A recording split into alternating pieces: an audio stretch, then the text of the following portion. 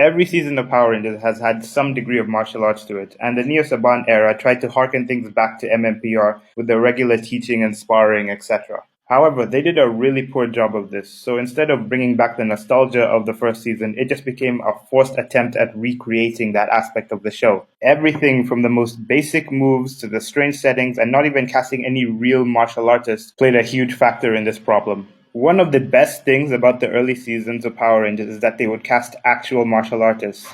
And thanks to this, we got to see some amazing and difficult moves and acrobatics that would require real skill and expertise. This is not the case for the Neo Saban era. It's as if they forgot what made that aspect of the show work.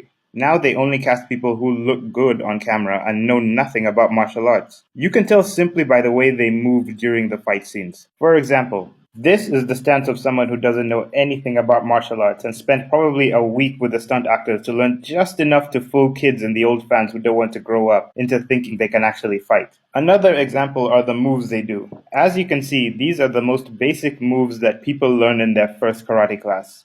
It's just punch, kick, block. And sometimes they have them try to do some fancy moves. Emphasis on try. But usually that's always a fail.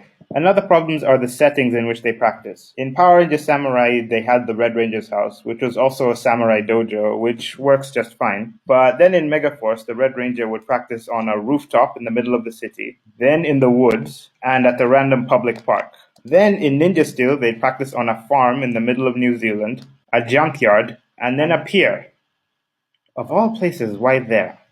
Compare this with the youth center of MMPR, a gym with space for teaching and practicing martial arts. You tell me which one is better. And arguably the biggest problem in this aspect is how often, or rather how little, we see the martial arts in this show. Now when I say that, I don't mean the Japanese footage or the stunt doubles in the ranger suits, which was one of the few things that this era got right, as long as the volume was down. A ninja versus a turtle? That's a wacky combination. But the actors doing unmorphed fights. We're used to seeing these at least once every episode, but now they're so few and far between you can't even tell that it's part of the show anymore. In Samurai, they at least had it almost every episode thanks to the setting, and Megaforce at least showed this more than once, but only a few times, and the few times they did show it, it never really made any sense. And Ninja Steel, despite being a season about ninjas, only had this a small handful of times, and each time just for a few seconds. Hopefully one day this problem will be fixed. But until then, who knows?